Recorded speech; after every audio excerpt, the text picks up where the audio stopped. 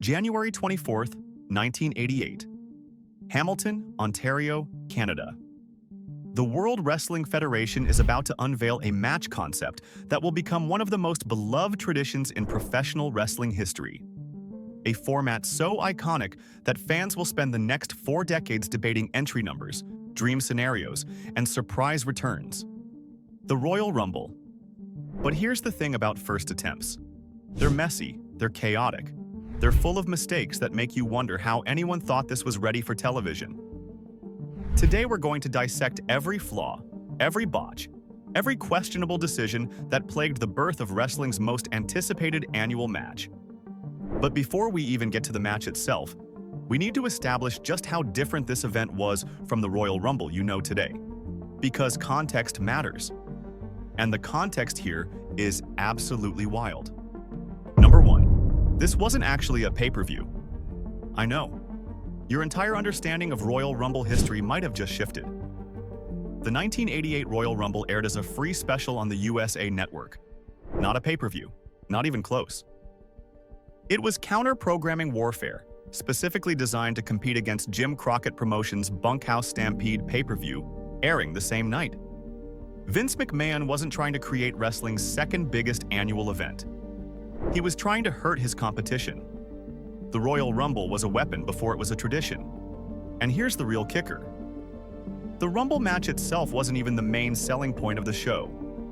That honor went to the Hulk Hogan and Andre the Giant contract signing segment.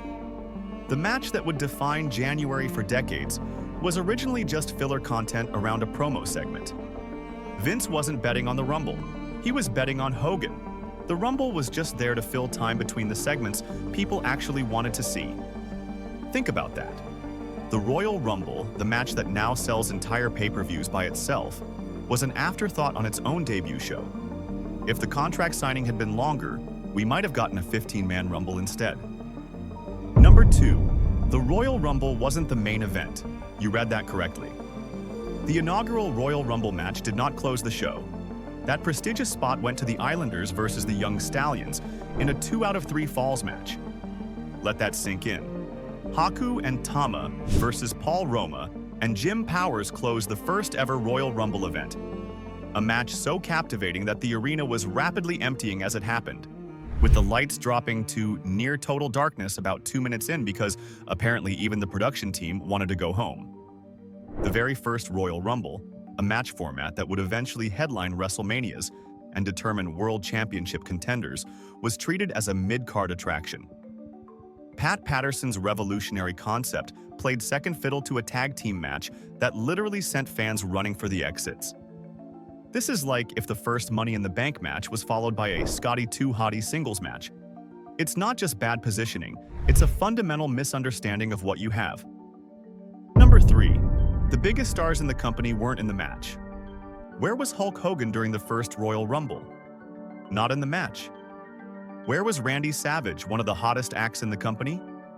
Not in the match. Where was Andre the Giant, literally the most physically imposing presence on the roster and the exact kind of performer who would dominate this format? Not in the match. The reason was simple and embarrassing. World Wrestling Federation was running a separate house show in Halifax, Nova Scotia, the same night featuring all those bigger names. The company was so confident in the Royal Rumble's appeal that they hedged their bets by running their actual stars at a completely different event. This wasn't even a case of injuries or scheduling conflicts preventing appearances. This was a deliberate business decision.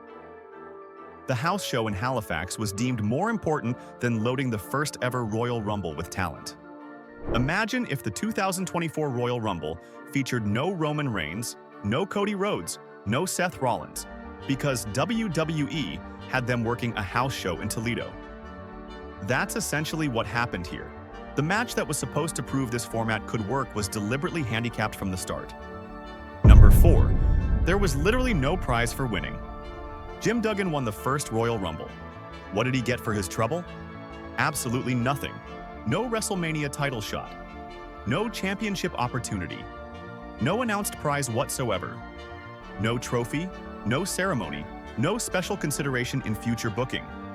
The first several Royal Rumbles had winners fighting for what historians describe as an invisible winner's purse and bragging rights.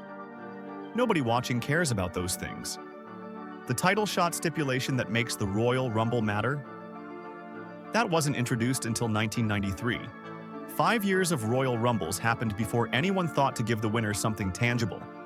Jim Duggan outlasted 19 other men for the equivalent of a participation trophy and a firm handshake. This is like if the Super Bowl ended and the commissioner just shrugged and said, "Congratulations, you guys are the winners now, but there's no Lombardi trophy, and this doesn't actually count for anything. Please exit through the gift shop." The entire dramatic engine of the modern Royal Rumble, the reason we care about eliminations and survivals and Final Four scenarios, is that the winner gets a World Championship match at WrestleMania. Without that, it's just a big battle royal with a timer. And in 1988, that's exactly what it was. Number 5. The winner himself was shocked he won. Jim Duggan has been remarkably honest about his reaction to winning the inaugural Royal Rumble. In his own words, "Nobody was more surprised than me to win that sucker, that's for sure, man."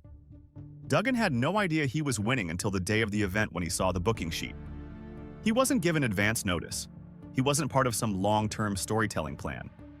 WWE Creative essentially looked at a list of available mid-carders and said, "Yeah, the guy with the 2x4, he'll do." And here's the truly damning part. WWE didn't do much to capitalize on his win. Duggan remained at the same mid-card level for most of his career and never received a WWE Championship match despite winning the very first Royal Rumble. His prize was nothing, and his career trajectory afterward reflected that. The first Royal Rumble winner's reward was being just as irrelevant the day after as he was the day before. Duggan went from mid-card babyface to Royal Rumble winner to mid-card babyface. The win meant nothing because the company hadn't figured out how to make it mean something.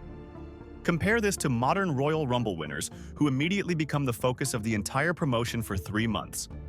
Duggan went back to waving his flag and doing exactly what he'd been doing before. Revolutionary stuff. Number 6. Pat Patterson booked the entire match the morning of the show. The Royal Rumble is Pat Patterson's baby.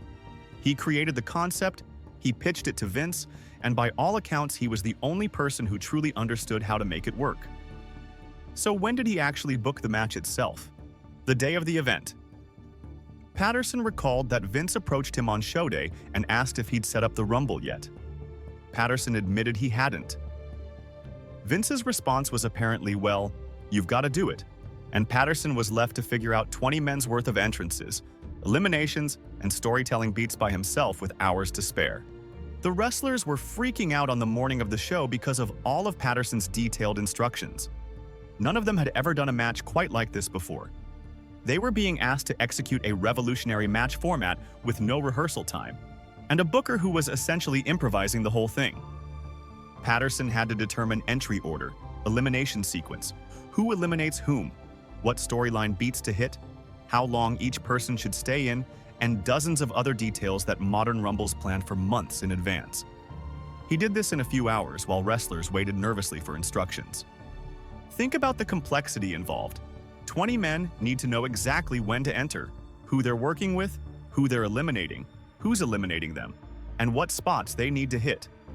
Modern Rumbles have agents working for weeks to coordinate all of this. Patterson had maybe 6 hours. The fact that the match was coherent at all is a testament to Patterson's genius. The fact that it was deeply flawed is a testament to the impossible situation he was put in. The miracle isn't that the 1988 Royal Rumble had problems. The miracle is that it was coherent enough to convince anyone this format deserved a second chance. Number 7. The timing was an absolute disaster. The announced rule was simple. A new entrant every 2 minutes. 20 men. 2-minute intervals. Basic arithmetic. What actually happened was chaos dressed up as a wrestling match. The match ran 33 minutes and 24 seconds. With 20 entrants at exactly 2-minute intervals, it should have lasted approximately 38 to 40 minutes minimum. According to detailed timing analysis, only 3 of the 18 entry intervals fell within 5 seconds of the stated 2-minute mark. 3 out of 18. That's a 16% success rate on the most fundamental rule of the match. The average interval was closer to 90 seconds rather than 120. The final buzzer, which should have sounded at approximately 36 minutes, actually went off at 27 minutes and 49 seconds, over 8 minutes early. The final two waiting times were approximately 50 seconds and 1 minute 24 seconds respectively, suggesting WWE was desperately rushing to finish. Multiple reviewers have described the intervals as completely out of whack with no discernible pattern. When your gimmick match can't even execute its central gimmick consistently, you have a fundamental problem. The 2-minute intervals are supposed to create drama. Each countdown builds anticipation. The audience should be able to feel the rhythm. Instead, intervals ranged from barely a minute to well over 2, creating a chaotic and unpredictable pace that undermined the format's appeal. Number 8. The Volkoff and Mediocre entry confusion was a visible mess. One of the match's most embarrassing production failures happened live on camera, and there was absolutely no way to hide it. When Don Muraco's number 11 entry was called, Nikolai Volkoff came running down the aisle right behind him. Volkoff apparently believed he was number 11. Both wrestlers argued at ringside, while referees had to physically intervene and clarify that Muraco was indeed number 11 and Volkoff was number 12. Volkoff was forced to wait awkwardly at ringside until the next interval expired. The commentators acknowledged the confusion on air, which means this wasn't something that could be edited around or explained away. Everyone watching at home saw two wrestlers who didn't know their own entry numbers getting sorted out by officials in real time. This is the wrestling equivalent of two actors walking on stage at the same time because neither of them checked the script. Except the script was written that same morning. So maybe we should cut everyone some slack. Or maybe we shouldn't, because this was supposed to be professional television broadcast to millions of viewers. The fact that Patterson was booking the morning of probably contributed to this confusion. When your performers are getting instructions hours before bell time, miscommunication becomes almost inevitable. Number 9. One-Man Gang's elimination of Dino Bravo was botched badly. The most visible in-ring botch occurred during the final stretch, and it required an obvious correction that fooled absolutely no one. One-Man Gang was supposed to accidentally clothesline his ally Dino Bravo over the top rope while attacking Jim Duggan. This was the planned heel miscommunication spot that would set up the finish. The problem was that Bravo didn't actually go over the ropes on the clothesline. Gang then had to blatantly shove Bravo over the top rope in a second.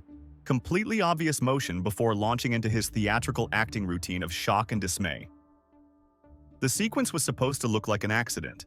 Instead, it looked like a botch, followed by a blatant correction followed by bad acting. Reviewers have called it funny from a botch standpoint, which is the polite way of saying everyone could see exactly what went wrong and exactly how they tried to fix it. This was supposed to be the dramatic turning point of the match, the moment where heel alliance falls apart. Instead, it was an awkward sequence where a 450-pound man clearly pushed his ally over the ropes after the planned clothesline spot failed. Number 10. The ring became a sardine can of wrestlers doing nothing. One of the fundamental appeals of the Royal Rumble format is the escalating chaos. Wrestlers enter, wrestlers get eliminated, the ring population fluctuates in ways that create drama. The 1988 version completely failed at this balance. At one point, 10 men were active in the ring simultaneously. That's literally half the entire field crammed into one ring at the same time. When the 20th entrant Junkyard Dog made his entrance, there were still 10 men remaining in the match. Scott Keith described way too many dead zones of guys piled up in the ring, doing nothing and no real every man for himself feeling to it. Arnold Furious observed wrestlers hugging the ropes with no space to work in. The whole point of staggered entries is that wrestlers have room to work. When you've got 10 guys standing around waiting for something to happen, you've defeated the purpose of the format. You've just got a regular battle royal with extra steps. Modern Royal Rumbles understand that eliminations need to happen at a pace that keeps the ring manageable. The 1988 version hadn't learned this lesson, resulting in long stretches where nothing meaningful could happen because there was simply no room to do anything. Number 11. Only 2 wrestlers actually tried to have good performances. Out of 20 participants, reviewers consistently single out exactly 2 men as guys who try things: Bret Hart and Jake Roberts. Everyone else just hides. That's not an exaggeration. That's the critical consensus from multiple independent reviews. 18 of the 20 Royal Rumble participants in 1988 were content to blend into the background and wait for their elimination spots. Hart and Roberts were the only two who seemed to understand that someone needed to actually wrestle during a wrestling match. Hart entered at number 1 and lasted over 25 minutes. He worked continuously throughout his time in the match, creating action even when the ring was overcrowded. Roberts came in at number 3 and worked through several significant sequences, including a prolonged confrontation with Danny Davis that was one of the match's only sustained storyline beats. Everyone else treated the match like a paid vacation where the job was to stand in a corner and occasionally grab someone's wrist. The lack of effort from most participants is one of the match's most damning qualities. Number 12. Commentary completely abandoned the match's core premise. The Royal Rumble is supposed to be every man for himself. That's the tagline. That's the appeal. That's why alliances are supposed to be temporary and betrayals are supposed to be inevitable. It's wrestling's version of a survival game where no partnerships can be trusted. Jesse Ventura and Vince McMahon apparently didn't get that memo. Ventura spent portions of the match counting heels versus faces, actively framing the match as a team competition between good guys and bad guys. The commentator was directly contradicting the fundamental premise of the match he was calling. McMahon himself called the heels idiots for not simply eliminating isolated babyfaces when they had numerical advantages. He was accidentally pointing out that the match's booking made no logical sense. When your play-by-play man is confused about why the heels aren't acting logically, you have a storytelling problem. Jake Roberts and Danny Davis wrestled each other for what felt like forever while everyone else did their own thing. But the announcers never explained why these two had beef. If there was a storyline reason for their extended confrontation, the commentary team didn't bother sharing it with the audience. The commentary should be enhancing the match. Instead, it was actively undermining the format's central conceit while simultaneously failing to explain the action. Number 13. McMahon opened by insulting the host city. Vince McMahon's opening was haphazard at best, failing to properly acknowledge Hamilton as the host city. He treated it like a generic Canadian location rather than a real place with real fans who paid real money to attend. This is a pattern reviewers have noted of McMahon dismissing smaller cities. Hamilton has a population of over 500,000 people and a rich wrestling history, but Vince couldn't be bothered to give it proper recognition on air.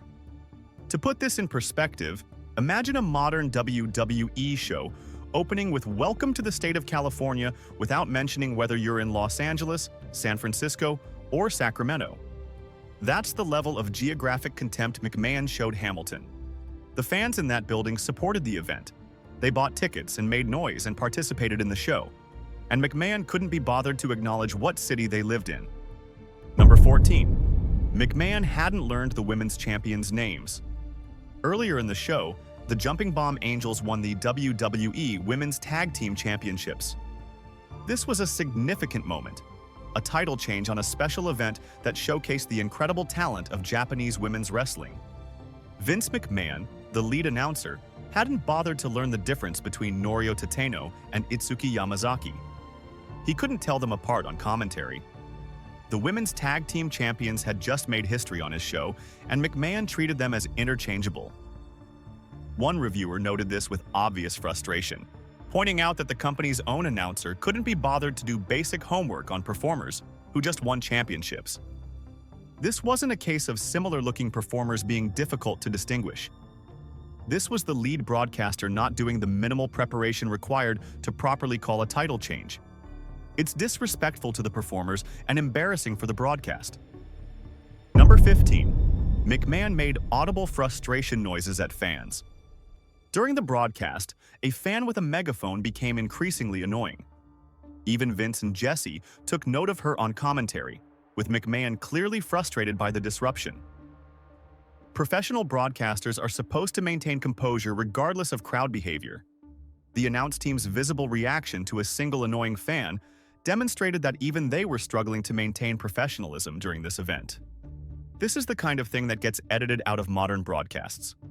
In 1988, it just aired, showing the cracks in the production. Number 16. Ultimate Warrior got dumped in under 4 minutes with no crowd reaction. The Ultimate Warrior was on a hot run in early 1988. He was clearly being positioned as someone with main event potential. The guy who would eventually beat Hulk Hogan for the WWE Championship at WrestleMania 6 and become one of the most iconic figures in wrestling history, entered the Royal Rumble at number 18. He lasted 3 minutes and 51 seconds before One Man Gang eliminated him. The crowd reaction was almost non-existent. Reviewers noted that the lack of response is very telling. He was not over yet. A future world champion, a man who would become one of the most iconic figures of his era, got treated like a jobber in the first Royal Rumble. And nobody in the building seemed to care. In hindsight, this should have been a showcase moment. Warrior should have made a memorable impact, eliminating several competitors before succumbing to overwhelming odds. The kind of performance that makes fans say, "This guy is a star, even in defeat." Instead, he came in, did almost nothing, and got tossed. The crowd didn't even react. Their future WrestleMania main eventer got the same treatment as Sam Houston. This is what happens when you book a Rumble the morning of the show. There's no time to identify who needs protection, who needs spotlight moments, who the audience wants to see succeed. Everyone just gets thrown in and eliminated without thought to their trajectory. Number 17. Bret Hart lasted 25 minutes, but nobody cared when he left. Bret Hart entered at number 1. He became the first person ever to enter a Royal Rumble match. He lasted 25 minutes and 42 seconds, roughly 75% of the entire match duration. Jesse Ventura gave him credit on commentary for his endurance. This should have been a star-making performance. A young Hart Foundation member proving he could hang with anyone in a grueling endurance contest. The kind of performance that would later define careers. When Don Muraco finally eliminated him, there was no dramatic moment. Hart wasn't remotely close to winning and wasn't booked as a contender, so his exit landed with minimal impact despite his incredible endurance. The man who would become one of the greatest wrestlers of all time just sort of got thrown out, and everyone moved on. Modern Royal Rumbles treat Iron Man performances as major storyline beats. Lasting from number 1 to the final few is celebrated and discussed for years. In 1988, Hart's achievement was barely acknowledged before the match moved on. Number 18. Ron Bass eliminating Junkyard Dog made no sense. Ron Bass was a lower card heel who reviewers literally described by asking, "He still works here?" His primary contribution to the 1988 Royal Rumble was eliminating Sam Houston and being credited with helping dump the Junkyard Dog, an established fan-favorite star. Bass had more impact than several established names combined. This was baffling booking that elevated a forgettable talent at the expense of more popular performers. If your Battle Royal finish relies on guys the audience doesn't care about eliminating guys the audience does care about, you've made fundamental storytelling errors. Bass getting multiple eliminations while legitimate stars got dumped unceremoniously made no sense from a booking perspective. Number 19. The roster was padded with forgettable names. WWE did not have a deep roster needed for the number of wrestlers typically required. And even with only 20 men, the lineup felt padded with bodies rather than stars. Consider the participants who weren't Bret Hart, Jake Roberts, or the Final Four, Sam Houston, who one reviewer literally confused with the Red Rooster. A generic babyface who added nothing to the match. Jim Brunzell, who entered after his Killer Bees partner was already eliminated. Half of a team that hadn't been relevant in months. His presence reminded everyone that the Killer Bees existed, which wasn't necessarily a positive. Boris Zhukov, a generic foreign heel with zero chance who was eliminated in 2 minutes and 33 seconds. Cold War heat in its laziest form. Danny Davis, known primarily for being an evil referee in a storyline that had mostly played out. He wasn't really a wrestler. He was a referee who had a brief wrestling gimmick. His extended confrontation with Jake Roberts was one of the match's only real storylines, but it was never explained to the audience. Tito Santana was there, at least. But the roster was so thin that his presence felt more like an obligation than an opportunity. Number 20. The Final Four was remarkably unimpressive. The final 4 competitors who battled for Royal Rumble immortality were Don Muraco, Dino Bravo, One Man Gang, and Jim Duggan. Reviewers reacted with disbelief. One wrote, "Wow, seriously? I mean, I knew Duggan won the first Rumble, but this is not exactly an all-star Final Four lineup." None of these four were World Championship contenders.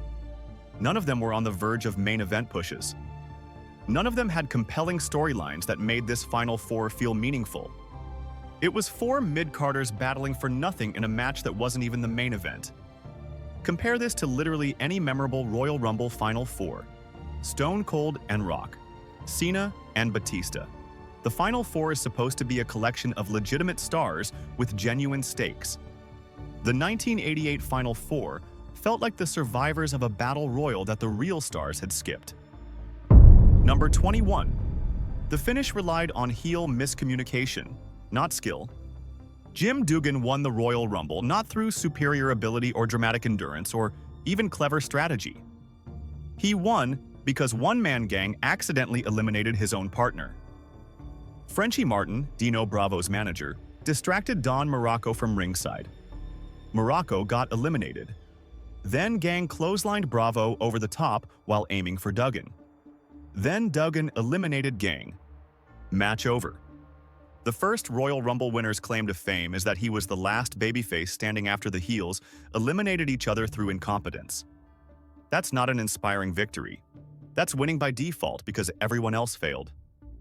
Number 22. Manager interference in an every man for himself match. Speaking of Frenchie Martin's interference, why was a manager getting involved in a match where allies don't matter and the premise is that everyone is fighting for themselves? If it's truly every man for himself, managers shouldn't be helping their clients.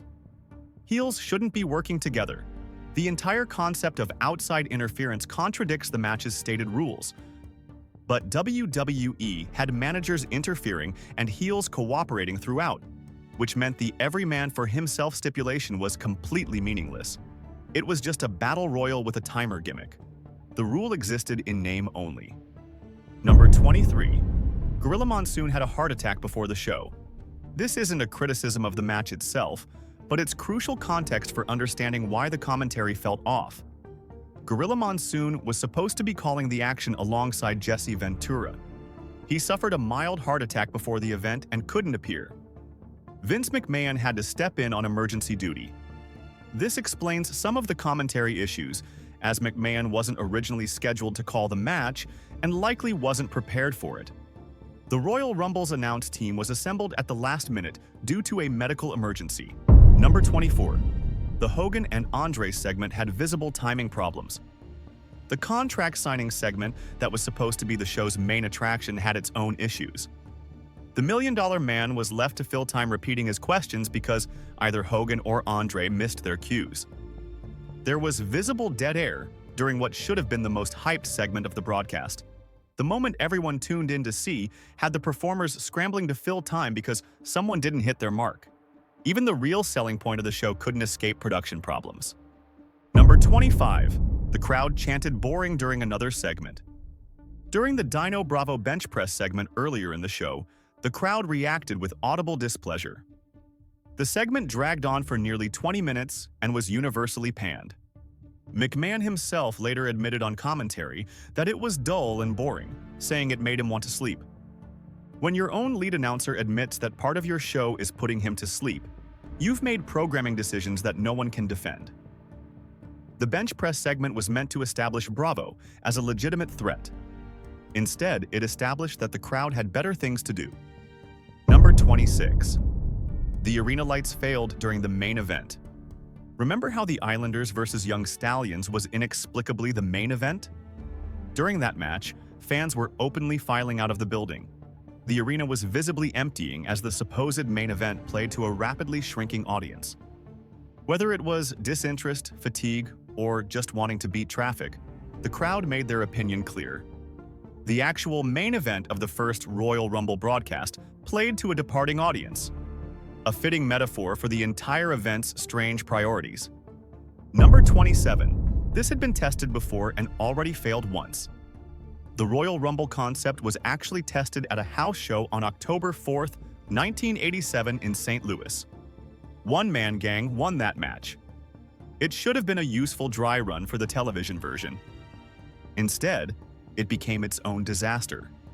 During intermission, the ring announcer spoiled the finish by announcing that one-man gang would face Hogan at the next event.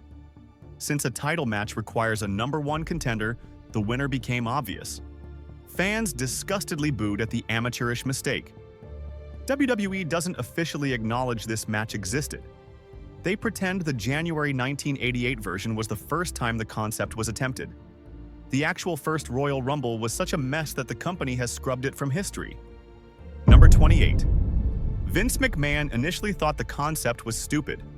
Pat Patterson has discussed how difficult it was to sell Vince on the Royal Rumble concept. McMahon's initial reaction was dismissive. He told Patterson straight up that the idea was stupid and that it wasn't going to work. Vince even laughed that an hour was way too long to keep fans interested. The only reason the Royal Rumble exists is because Patterson persisted despite McMahon's skepticism. If Vince had gotten his way, one of wrestling's most beloved traditions would never have happened. And honestly, watching the 1988 version, you can understand why Vince was skeptical. The execution was so flawed that it's remarkable anyone saw potential in it. Number 29. The match got mediocre reviews even at the time. Dave Meltzer rated the match 3.5 stars. That's decent, but it's not exactly a ringing endorsement for what was supposed to be a revolutionary new match type. Most retrospective rankings place the 1988 Royal Rumble near the bottom of all Rumbles ever. One site gave it 2 out of 10 and ranked it 32nd out of all Rumbles. The Sportster listed it among the 10 worst Royal Rumbles in history. Bleacher Report called it not exactly an amazing match. The consensus is that the problem with the earliest Royal Rumble matches is that it simply hadn't come into its own yet. The days of exciting match staples like surprise entrants and daring near eliminations were still years away. The first Royal Rumble is historically important. It is not historically good. Number 30. They had to overdub music in post-production. Due to music rights issues, Howard Finkel had to re-record his introduction in a studio. Rick Rude's entrance music was overdubbed, and according to reviewers, the overdubbed music destroys the introduction. The version that exists on modern streaming services isn't even an accurate representation of what audiences saw live. The audio has been altered to deal with licensing issues, which means watching the 1988 Royal Rumble today is watching a compromised version of an already compromised event. Number 31. Junkyard Dog lasted less than anyone. The final entrant in the Royal Rumble should theoretically have an advantage. Fresher legs, everyone else already exhausted, fewer competitors remaining. Junkyard Dog entered at number 20 and was eliminated in 2 minutes and 8 seconds. That's the shortest run of anyone in the match. The guy who entered last, with every possible advantage, lasted less time than Boris Zhukov. JYD was a popular star who got a worse showing than generic foreign heels and forgettable jobbers. Number 32. Butch Reed was the first elimination and nobody remembers it. Butch Reed entered at number 3 and was eliminated by Jake Roberts at approximately 8 minutes and 40 seconds into the match. This made him the first person ever eliminated from a Royal Rumble match.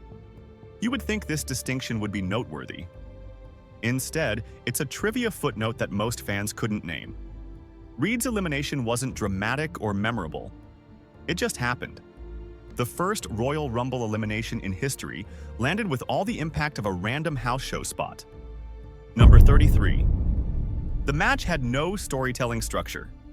Modern Royal Rumbles have beats. The Iron Man story. The dominant monster. The surprise returns. The final showdown between rivals.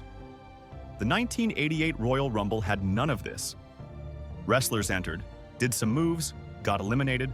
There was no escalating drama, no clear villain dominating the match, no satisfying narrative arc leading to the finish.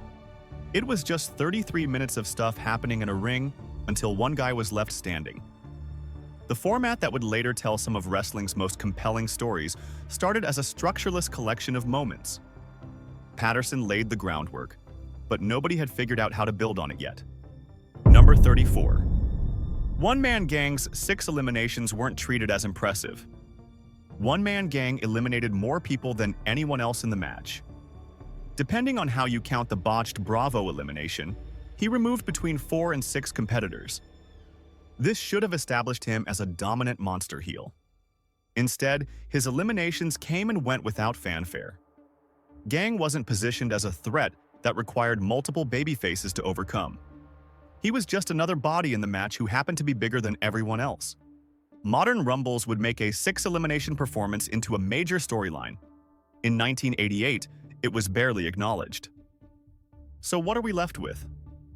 The 1988 Royal Rumble was a proof of concept for a match format that would become legendary. It introduced ideas that still drive storylines today. The number 1 and number 2 entries, the Iron Man performances, the surprise entrance, the Final Four drama. All of that started here. But the execution was a mess. Timing was inconsistent. Wrestlers didn't know their entry numbers. Botches were visible on camera. Commentary contradicted the match's premise. The winner got nothing for winning and wasn't even told he'd won until day of. The roster was thin, the Final Four was unimpressive, and the finish relied on heel incompetence rather than babyface triumph. The match that would eventually headline WrestleManias wasn't even the main event of its own debut show.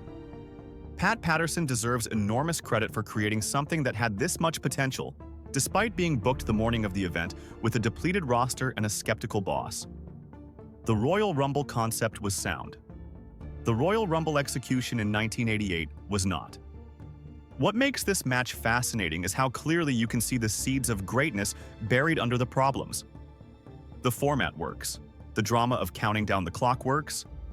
The concept of Iron Man performances and dominant eliminations and shocking returns all works. WWE just hadn't figured out how to execute any of it yet. The 1988 Royal Rumble is a rough draft that became a masterpiece through decades of refinement. Every complaint on this list was eventually addressed. Stakes were added. Stars were featured. Timing became consistent. Production quality improved. The match moved to the main event where it belonged.